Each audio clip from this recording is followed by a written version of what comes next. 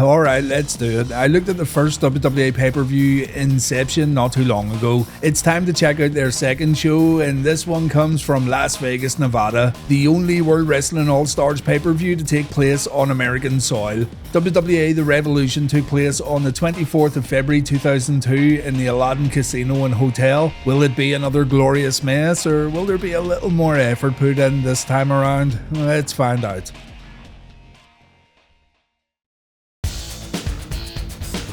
We start off with the band Tantric playing the theme song for WWA Revolution, named Revolution. Yeah, close enough, I guess. I do hope this song has lyrics that kind of tie in with the pay-per-view name, though.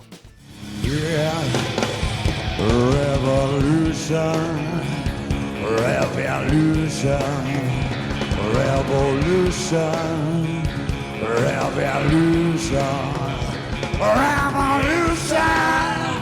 Revolution, revolution, revolution. Yeah, nailed it. Hoping they play My Sacrifice a little later on. After the opening promotional video, we get a good look at the stage setup as the most bored ring announcer in the history of pro wrestling announces the competitors for our opening 6-man cruiserweight elimination match. Now, the stage is an upgrade from last time. It looks pretty high budget for a show of this caliber, but there's 1, 2, 3, 4, 5, 6 video screens, and to me, that's overkill. There's as many video screens as there are competitors in this first match. We have got Nova, Low-Key, Sharkboy, AJ Styles, Tony Mamaluke, and Christopher Daniels in the ring, so there's no way this is going to be bad. I just hope it's not like WWA Inception, where the show starts off pretty well before quickly going down the toilet. By the way, we've got Mark Madden replacing Jerry Lawler on commentary, and no one likes Mark Madden more than Mark Madden. Sorry, but I'm just not a fan of his commentary style at all. AJ and Mamaluke start us off with wrist locks, takeovers, and a little bit of mat wrestling. Mamaluke lands on his feet following a German suplex attempt, and he answers with a suplex of his own. In comes Sharkboy, and he gets greeted with a fantastic corner clothesline, but he answers by biting his opponent in the ass, and Madden says he had to pay a hooker to do the same thing last night. My sides are splitting. Low-Key gets in the ring and he almost kicks Sharkboy's head off. Fallen Angel sees some action next, and the chops he shares with Low-Key are ridiculously loud. Either the ring's mic'd up really well, or these guys are just beating the hell out of each other. A front wheel kick puts Daniels on the mat, and Low-Key tags in Nova by smacking his coffee and giving him a chop. No need for that, mate, calm down.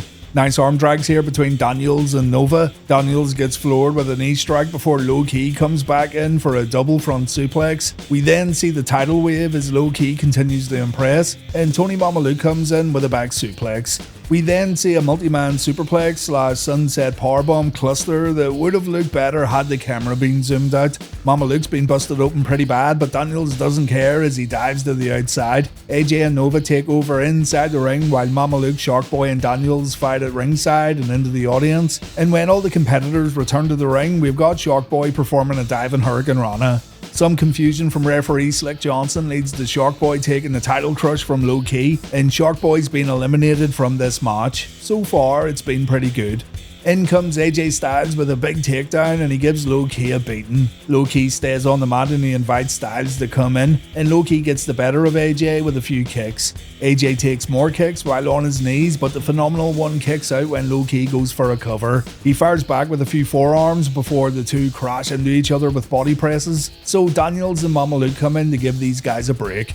Daniels pulls off an STO, but Mamaluke makes him pay with a high impact back suplex from the top rope. Daniels shakes it off and we see angel wings from the fallen angel, and Mamaluke gets eliminated after taking a Styles clash from AJ. The match continues on with a spinning electric chair drop from Daniels to Low-Key. This gets followed up with a diving elbow drop from Nova. Low-Key stops another top rope move, but he still pulls off a dragon sleeper while Nova's hung up in the Tree of Woe. We then see a Phoenix Splash from Mr. Key that only gets a 2. Daniels answers with an Arabian Press moonsault to the outside. Not to be outdone, AJ pulls off a Shooting Star Press from the top rope down to the floor. And when we get back in the ring, Daniels pulls off a Uranagi while Low-Key was on the top rope. I'm actually surprised at how good this match has been. Low Key's been eliminated. Nova takes a dropkick from AJ, followed by an enziguri from Daniels. Daniels then pulls off a picture-perfect moonsault to AJ, and the final three competitors find themselves in a three-way dragon sleeper. A human centipede of dragon sleepers, I don't know. Nova suplexes Daniels while taking a sunset flip from AJ. The Fallen Angel then gets eliminated after taking a Styles Clash from the middle rope. Nova puts AJ down with a Spanish Fly, and that's it over. Nova wins a great opening match at WWA The Revolution. I pray this is a sign of things to come, because this really was a superb opening match. No complaints at all.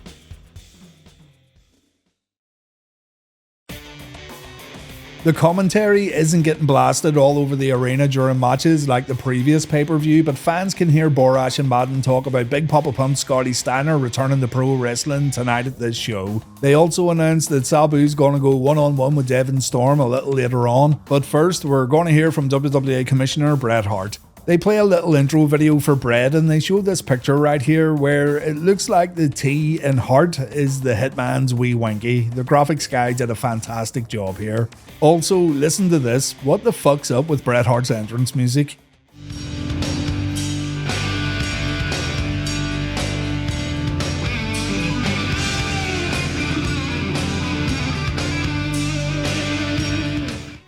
Hart makes his way to the ring, and Jeremy Borash reveals that there's going to be some sort of change to the main event tonight. Jeff Jarrett scheduled to defend his WWE heavyweight title against Randy Savage, so let's listen in and hear what Bret had to say.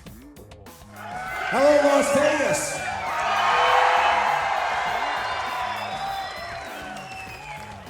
Well, I just want to say it's a really special thing to be here. You know, there was a time I didn't think I'd ever set foot in a wrestling ring again. And then there was a time I didn't think I'd ever set foot in a wrestling ring here in America. So this is a great feeling. It's great to be here. Thanks for having me.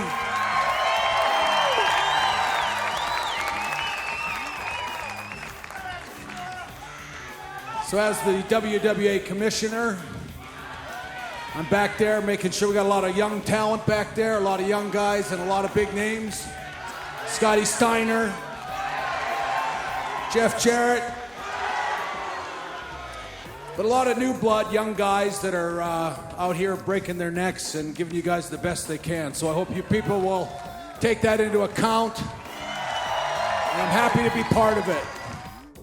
I'm happy to be part of young guys breaking their necks.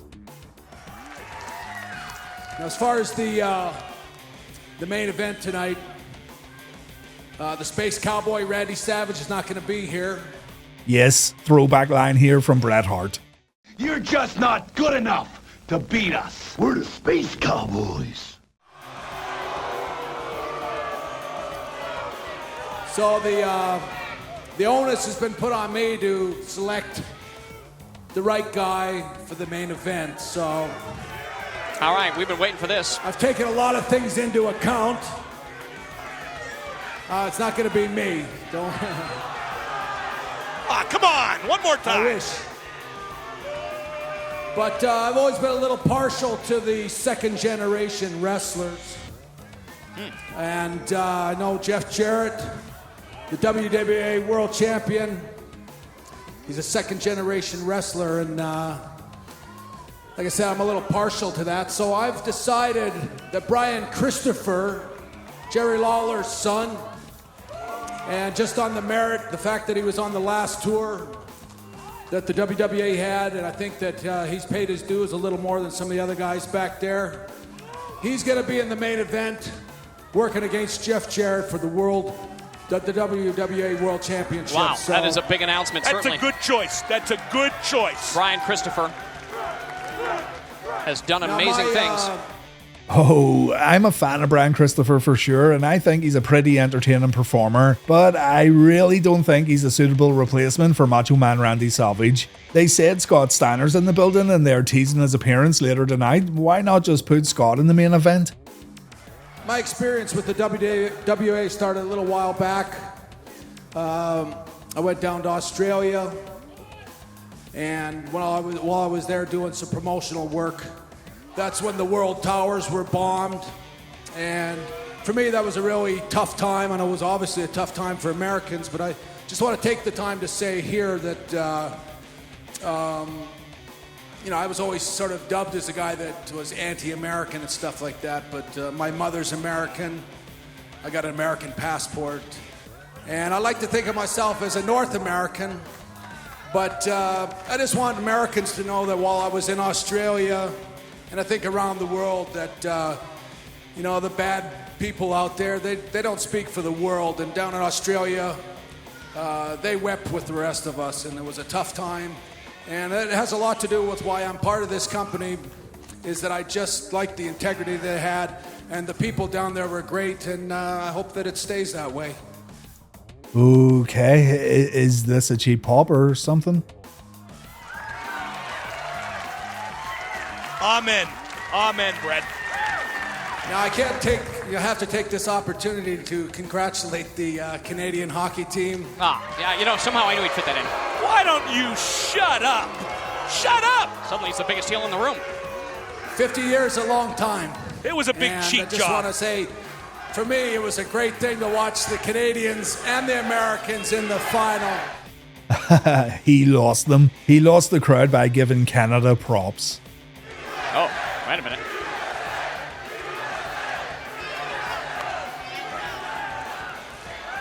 But granted that the Canadians did win the gold medal, I just want to say that I think bigger things are in store for Americans. I think there's a bigger prize out there, and maybe Canada and Australia and the rest of the world will help America take Osama bin Laden and kick his freaking ass. Oh, wow. Had my finger on the button there. Wow. Well, that's one way to win them back, I guess. What if I Bin think that Laden would win be the a main little event more tonight? Fitting for Americans than the gold medal. Maybe Canadians will take the gold medal, and you guys can have Osama bin Laden any way you want him. I really wanted that gold medal today. Anyway, I hope everyone has a great show. Enjoy the show. Thank you very much for having me, and let the games begin. Thank you very much. All right, there he is, the Commissioner Bret the Hitman Hart. Yeah, interesting. Brian Christopher in the main event, Bret versus Bin Laden, only in the WWA, brother. Speaking of brother. Wait, let's go backstage. It's the Funkster. That's right, brother. Let me tell you something, brother. Puppet and T.O., the Funkster's got a big match coming up on pay-per-view, brother. And the Funkster is going to teach you guys how to wrestle, brother. Because the Funkster, dude, he don't need no trash cans. He don't need no light bulbs. He don't need no kendo sticks, brother. I got the most devastating finish in the business, the big leg drop. And when I drop it, brother, I've dropped 700-pound men with it. I've sold out arenas worldwide, brother. I've hoisted a 700-pound man over my head. It made the earth move, brother. So when the Funkster goes out here tonight, he wants you, Puppet, and you, T.O., to take note of a real wrestler. And don't worry, Puppet, the Funkster is gonna teach you how to drop the leg on somebody someday. But I haven't forgot you, T.O. I got a video for you, brother. $49.95. You can watch the Funkster pose the largest arms in the world, brother. And as the Funkster walks out to the arena tonight, brother, what you gonna do, brothers? Kind of shocking what happened to Holland there. Oh, I got you, you little Wait a minute. For those who don't know, this was Kiwi, now wrestling as Alan Funk, a clear rip-off of one of the biggest superstars in wrestling history, Stone Cold Steve Austin. As he makes his way down to the ring, you gotta admit the resemblance isn't absolutely terrible. The voice wasn't great, but I've seen way worse in terms of the look and mannerisms. So we've got Hulk Hogan impersonator Kiwi taking on Reno, two former WCW guys, and the Funkster starts it off with a few corner clotheslines before almost killing Reno with this move right here. That was pretty bad.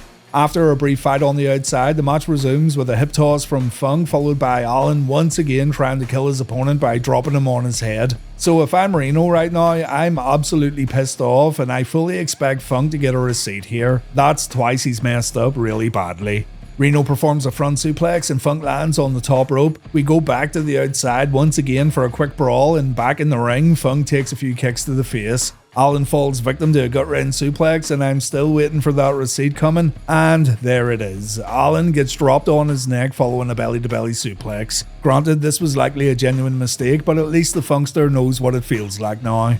Allen's thankfully okay as he pulls off a springboard sunset flip, one of the moves that Hulk Hogan made famous, brother. Reno brings the pain with a chin lock before driving his knee into the Funkster's back. But here comes Allen Funk hulking up, and Reno could be in trouble. Is it hulking up or funking up? Unfortunately, this leads to nothing, and Reno puts Allen down with a roll of the dice. Reno tries to end it with an aerial attack, but he ends up taking a boot to the face, and this lets Allen hulk up once again, and our match ends with a pile driver followed by the big leg drop.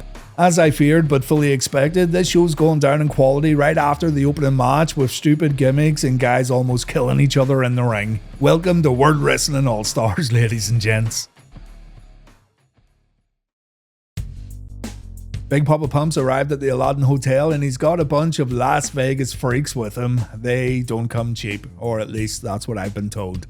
Back in the arena, Disco Inferno's all annoyed that his match with Brian Christopher's been cancelled, saying his two sexies now in the main event of this very show. And Disco thinks this is all because Bret Hart's been drinking too many beers and celebrating Canada's hockey win. Disco issues an open challenge, and he says he's going to sit on commentary until someone answers that challenge. And wait a minute, is that Hiroyoshi Tenzan sitting behind the commentators? Why is he just sitting there doing nothing? Disco gives Madden and Borash a hard time, and yes, the audience can hear these guys talking crap to each other. Finally though, the ring announcer welcomes the next participants to the ring, and it's the team known as Native Blood, Ghostwalker and Navajo Warrior. These two are going to face Kronik tonight in a tag team match, and either the WWA didn't know how to spell Kronik, or they're trying to avoid legal issues. The last time Kronik wrestled on pay-per-view, they had a rough match against Kane and The Undertaker, a match that apparently got Brian Clark fired and Brian Adams sent to developmental. Both dudes would wind up in the WWA because alternatives were few and far between, and our match starts off with Adams throwing one of his opponents over the top rope. Clark goes to work on the outside as Adams takes a few chops in the ring. Brian Adams' full Nelson slam doesn't look good at all, and when Clark gets tagged in, he pulls off a power slam on Ghostwalker. After a few chops in the corner, we see the death penalty from Big Brian Clark. Kronik then pull off a double back elbow and Native Blood answer with a double drop kick. Disco says that Native Blood used to wrestle as the Conquistadors in WWF, and Jeremy Borash tells Disco to stop talking shit. More double team moves from Native Blood, but the short advantage ends with a tilt-a-whirl backbreaker from Adams. Brian Clark then comes in and we see the meltdown. Navajo Warrior breaks up the cover, and this allows Kronik to perform another double shoulder block before Adams and Clark win with the high times. Not a terrible tag team match, but also instantly forgettable. After the bout, we learn that Psychosis is going to face Eddie Guerrero and Juventud Guerrera in a three-way match while defending his cruiserweight title, so at least we've got something to look forward to. Music for little guy, you got a bad attitude, don't you? Give me the mic before I use your balls as a speed bag. Yes, this is Puppet the Psycho Dwarf. Midgets are the true stars of America. When we came out of our mother, the doctors and the nurses just stopped and stared. When I was a little child, I would weeble wobble down the street. Everybody would stop and stare. My ultimate goal in life is to destroy every midget, every weeble wobble that walks in America. And then, when they're broken down, I will be the true star of America. God bless America. The the starettes have dwindled in numbers. We only have 3 dancers now, and I can only assume the missing dancers found better work elsewhere. Kinda rough when you can't keep hold of your dance troupe. After the dance, we get treated to a match between Puppet and Tio, and for this match, the commentary is played all over the arena, just like WWA Inception, and this means Mark Madden plays it up like crazy, and it's bad. It's really bad. Look at these midgets go. Unbelievable. Yeah, kill him. Kill the little bastard. Come on, Mark, please. Oh, yeah. Right into the stairs. Mark, calm down, please. I remember these little people from early NWA TNA shows, but at least in TNA they didn't have some giant asshole screaming at them to kill each other. This is the tip of the iceberg really. Both Madden and Disco lay the jokes on heavy here, and I guess the competitors were alright with it, so it shouldn't really matter. But at the same time, the jokes just aren't funny, and you can feel Madden digging deep in between each joke to try to find the next one-liner. It's just shit comedy that isn't funny. Teo jumps off the top rope and onto Puppet, who had a garbage can over his head. Teo performs a leg drop while Puppet draped over the middle rope while Disco and Madden scream that they want blood. Not even joking. Puppet performs a power slam followed by a jackhammer. He then rips into the audience before delivering a sidewalk slam. We then see what can only be described as a reverse Boston Crab, and Teo answers all this by face humping his opponent before getting dropped with a powerbomb. The fun and games continue with Puppet getting thrown into a garbage can. Mark Madden's now making Teletubby jokes as Teo goes upstairs. Teo misses a swanton bomb, and that's when Puppet finds a bag of thumbtacks. Disco says these guys are still human beings, he thinks, and this is too much. Teo takes an F5 on the tacks and Puppet wins a match that I don't think officially began. I mean, there was no bell to start the bout, but never mind all that shit. Here comes Big Poppa Pump Scotty Steiner. They got Scotty Steiner for this show and they're using him in a Puppet versus Teo match. Scott gives Puppet an overhead belly-to-belly suplex, Teo gets launched out of the ring with a press slam, and Scotty then cuts a promo. Let's listen in. Now everybody knows that I'm an aficionado of poo-tang, bourgeois, snapper, and clam. And when I ride the pink pony, I definitely bust it. Now last night, I took Miss May up to my bungalow, and she took her up to the mountaintop and piss knocked until she called me the big bad booty daddy.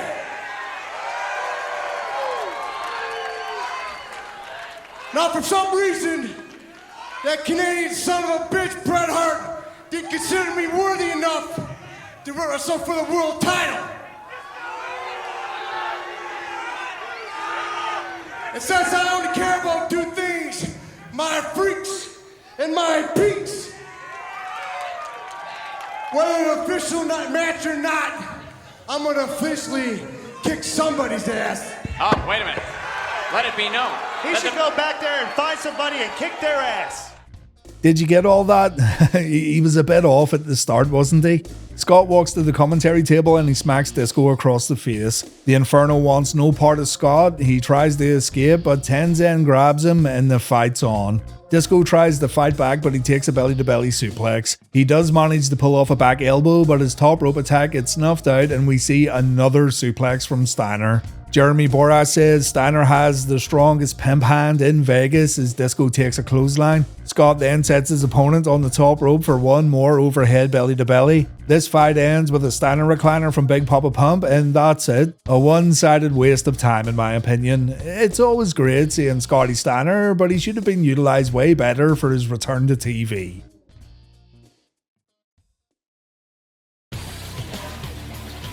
The Triple Threat Cruiserweight match is up next, and this should be good. I really can't see these guys putting on a bad match. Juventud Guerrero versus Psychosis versus Eddie Guerrero with his name spelled incorrectly. These jokers weren't even trying, were they? The WWA got a new heavyweight title belt, so the old one is now the International Cruiserweight belt. And at some point between Inception and Revolution, Psychosis defeated Juventud for the title. We've got a three-way lockup to start us off. The men then chop the hell out of each other, and we see a head scissor takedown from Juvi, followed by a botch from Juvi. He ends up getting sent to the outside along with Eddie Guerrero, and Psychosis clears the top rope when going for a dive. Psychosis pulls off a top rope spinning wheel kick before Eddie gets wiped out with a front sit down suplex. Eddie does manage to dodge a corner attack, but Juvi's right there with a clothesline. Juventud then pulls off a top rope Hurricane Rana, and Eddie makes Juvi pay with a tilt-a-whirl backbreaker. Guerrero goes to work on Psychosis and a hard clothesline puts the champion on the mat. We then see a fantastic brainbuster from Eddie, but Juvi breaks the follow-up cover with a top rope leg drop. Guerrero then pulls off a pump handle facebuster that also looked pretty good, and Eddie gets back in on the action with a back suplex. Psychosis gets a chance to cover Eddie, and I like how Juvi seems the reason with the referee, and this makes Slick Johnson stop his count. It's like, nah mate, you don't need to count, it's okay. We think we're going to see a double German suplex, but Juvi ruins it by hitting Latino Heat with a low blow, and the competitors take a break after Juvi performs a top rope dropkick. So far, so good. I think the opening elimination match was better so far, but obviously we have far surpassed the other matches presented on this show.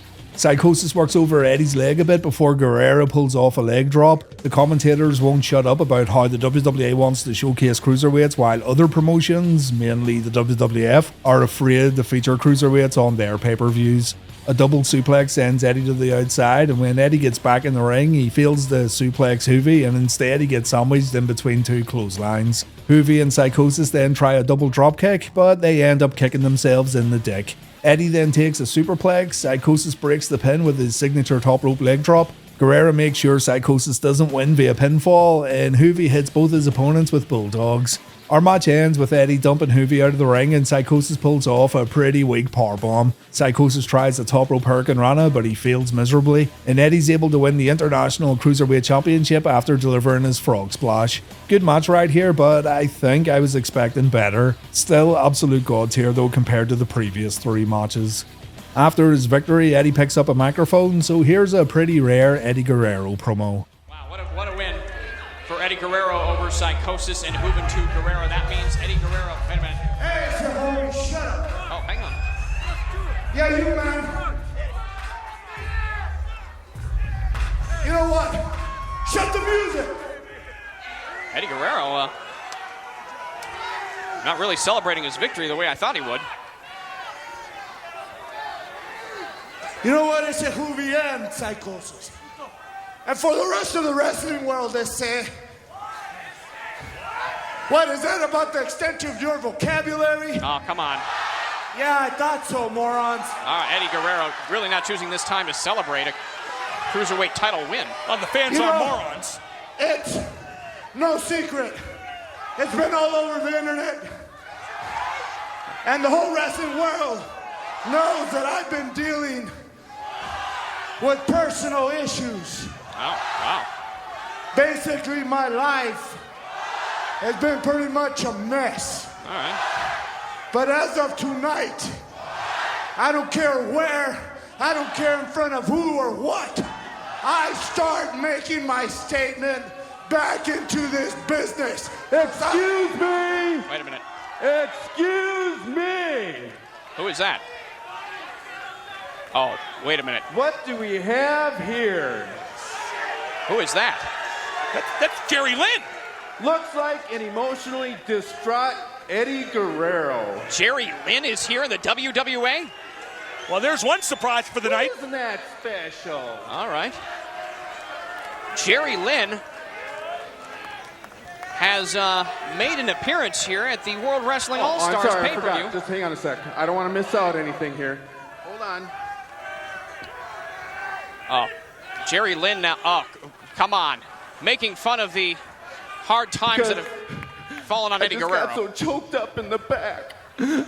Not. Come on. Eddie doesn't look real amused. I don't know what your problem is, I say, but this got nothing to do with you as a homie, all right? I'm just sending out a message. So don't come here raining on my parade, I say, and trying to steal my thunder or whatever it is you're trying to do. Your parade. Let's look at the whole big picture here, because all I hear is a lot of pissing and moaning. Well? What are you, a third, fourth generation wrestler?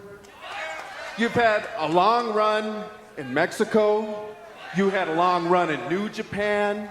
You had a long run in ECW. You had a long run in WCW. You had a long run in WWF.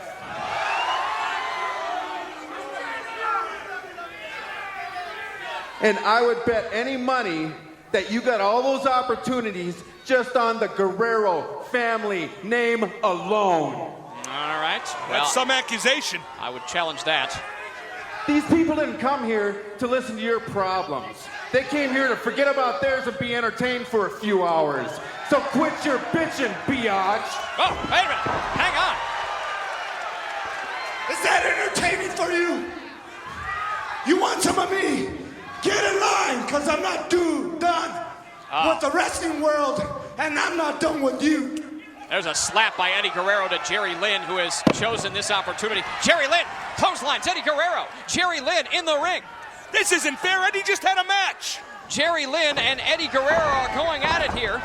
Eddie Guerrero has just captured the International Cruiserweight Championship, and you know Jerry Lynn was waiting in the wings to make a statement here at the World Wrestling All-Stars presentation of the Revolution to do just that. There's a shoulder breaker. And out to the ring. Outside the ring now goes Jerry Lynn. Eddie Guerrero, quick to follow. Into the front row. Into that front rail. That's it, Eddie. That's what he gets for raining on your parade, Eddie. We're out here at ringside. It's Eddie Guerrero and Jerry Lynn over the top. And it's Jerry Lynn now being suplexed in the heart. Look out. Look out. Right on the floor. Eddie Guerrero, a very, very bitter man, very upset, and rightfully so. I think that Jerry Lynn came out here to interrupt his championship celebration, although it really wasn't much of a celebration. Jerry Lynn came out here, picked this opportune moment in front of a worldwide audience to welcome himself back to a company that appreciates him, the World Wrestling All-Stars, and apparently, look at this, here it comes. Here it comes. Oh, that vicious pile driver by Jerry Lynn on the belt, on the very belt that was just won by Eddie Guerrero. And Jerry Lynn has that belt in his hand. And as I got your number. I'll be back for my title, champ. Jerry Lynn, an unexpected visitor here to the revolution of the World Wrestling All-Stars. The Starettes are back out dancing to Jennifer Lopez's Play. It's better than the library music that the Nitro Girls would use on Monday nights, to be fair. Next up, we've got a hardcore match featuring Devon, Storm and Sabu. Bill Alfonso's here with Sabu, and this one also has potential. Already, I'd actually say that this show has been better than WWA's first pay-per-view. Sabu dives at his opponent as is tradition at the opening bell. He's successful the second time around, but after a few wristlock counters, dangerous Devon Storm pulls off a jumping back elbow. This gets followed up with a German suplex, but Sabu then begins utilizing the ring ropes and Storm's now on defense.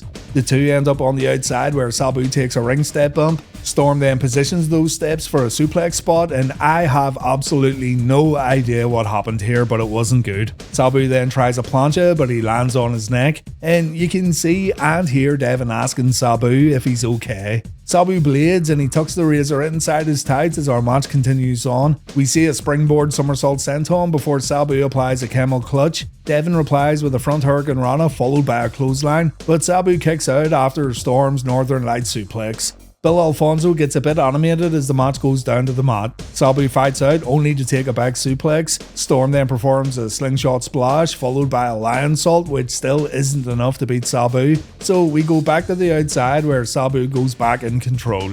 Fonzie sets up a table, but his guy doesn't get a chance to use it. Storm drops Sabu on the guardrail, and Sabu takes a front suplex on the ring steps. Devon then eyeballs the table, and he decides to use it to his advantage. And, oh, fuck me. You were close. You were very, very close. The boys forget about the table for now, and Fonzie passes Sabu a chair. The chair gets thrown in Devon's face, and this gets followed up with Air Sabu. We then see a picture-perfect springboard moonsault from Sabu, but Devon grabs his opponent's foot afterwards, and Sabu's head smacks that chair. We then see a Death Valley driver on the chair that still fails to put Sabu away. So Devon uses the chair when performing a body slam, and we see a slingshot leg drop that still doesn't get the job done for Devon Storm.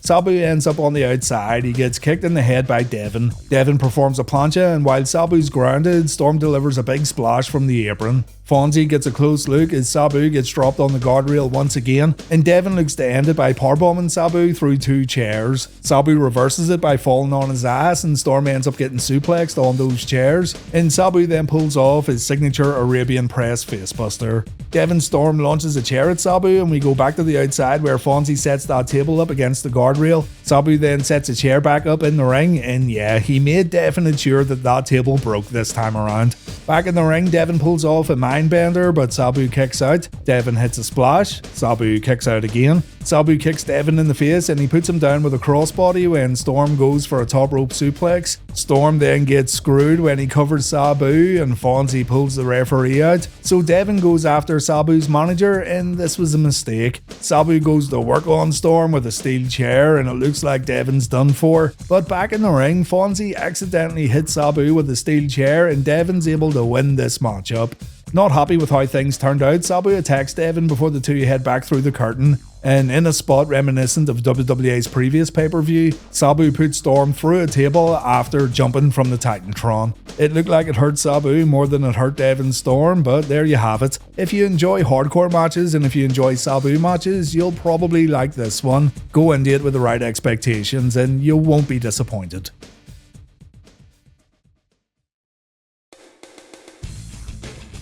Lodi and Lenny Lane have two surprise opponents next at WWA The Revolution, Rick Steiner and Ernest the Cat Miller. Miller says if these two, and I quote, girly boys can beat Rick and himself tonight at this show, the Cat will crawl on his knees and kiss Mark Madden's ass. So I'm begging for the West Hollywood Blondes to lose this match. Miller says he's doing this one for all the people of Las Vegas, not for the money of course, and when Lenny tries to waistlock Rick Steiner, the dog-faced gremlin beats the ever-loving crap out of his opponent. The Cat then tags in and we see the feliner, and that's it all over. Rick and Ernest win a match that didn't even reach the 60-second mark. After the bout, Steiner and Miller chase Lenny and Lodi back up the ramp, and Ernest also takes the time to attack Mark Madden just before we get prepared for our main event. Madden falls on top of Jeremy Borash and Mark plays it up like he's just got shot in the head. Here we go then, Randy Savage no-showed this event because he's a very smart man, and in his place we've got Brian Christopher, billed as the Grandmaster Brian Christopher. He also comes out to the original Too Cool music, but keep in mind that this particular theme wasn't a Jim Johnson creation. It's a song that anyone can buy a license for, though I do wonder if the WWA went through such trouble. Double J meanwhile has some generic entrance music, but we still get the Chosen One soundbite before it begins. Get a look at the new WWA heavyweight belt too though. It's an improvement over the previous effort for sure, but I'm not keen on that giant crown protruding out at the top. Brian Christopher grabs a microphone and he says Jeff Jarrett doesn't suck, he actually swallows. I think you need to suck in order to swallow, but anyway, Brian says he's here to do two things: win the world title and dance. Dancing gets Grandmaster Sexay absolutely nowhere as Jeff strikes first with an arm drag. Jarrett struts around the ring before putting Christopher down again, this time with a hip toss, and this is all too easy for Double J. We might as well just end the pay-per-view right here.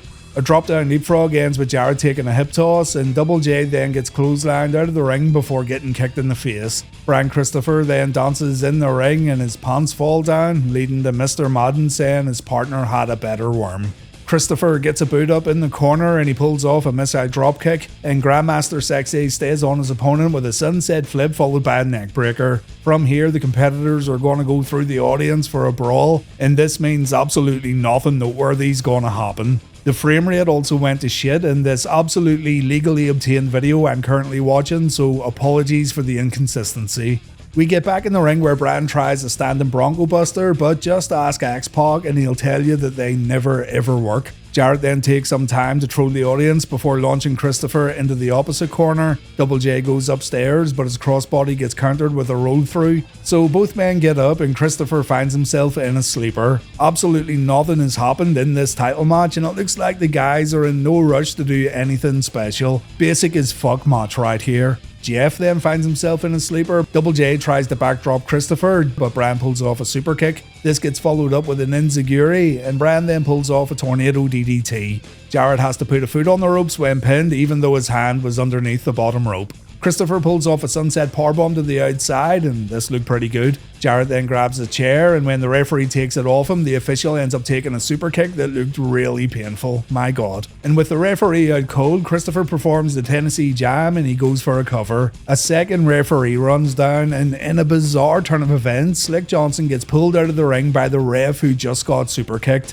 This is not only really stupid for obvious reasons, but Slick Johnson's also supposed to be the head official. Jarrett smacks Brian with his guitar, the original ref then tries to make the count. Slick then pulls him out of the ring as the finish of this match gets flushed right down the toilet. This is absolute wank. The referees argue in the ring, they start pushing each other, Slick Johnson launches an attack and Double J sends the head official out of the ring. The chosen one then grabs his belt, but he misses when swinging for Christopher. But in the end, Jarrett pulls off the stroke right on top of his championship belt and Double J wins. A terrible main event match right here that was on par with some of tonight's mid-card matches.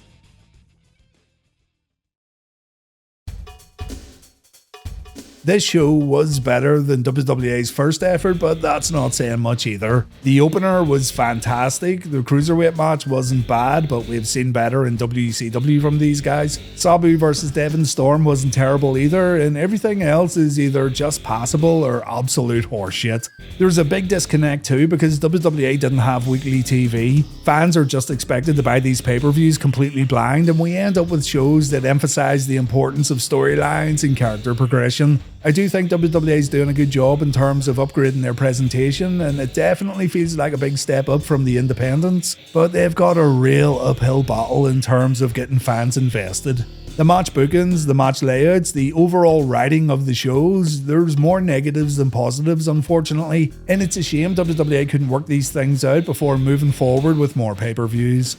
I feel like I should check out the rest of these shows because I am interested in seeing how things progress, so we will take a look at WWA Eruption very soon. Thank you for watching, I hope you enjoyed this one, and please take care.